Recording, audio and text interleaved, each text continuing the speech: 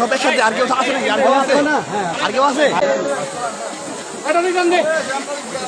Victoria হাসপাতালে গাড়িতে আগুন লাগার সংবাদ পাওয়ার সাথে সাথে আমরা ঘটনাস্থলে চলে আসি। এসে আমরা যেটা দেখেছি যে এখানে শীতাতাপ নিয়ন্ত্রিত একটা অ্যাম্বুলেন্স, এই অ্যাম্বুলেন্সটা রুগী নিয়ে ঢাকায় যাওয়ার কথা ছিল। রুগী এবং বাচ্চা গাড়িতে ওঠার আগেই ড্রাইভার যখন গাড়িটা স্টার্ট দেওয়ার সঙ্গে সঙ্গে এই গাড়িটায় আগুন ধরে যায়। আমরা যেটা দেখেছি যে গ্যাস সিলিন্ডার ছিল, 2টা গ্যাস সিলিন্ডার থেকে প্রচুর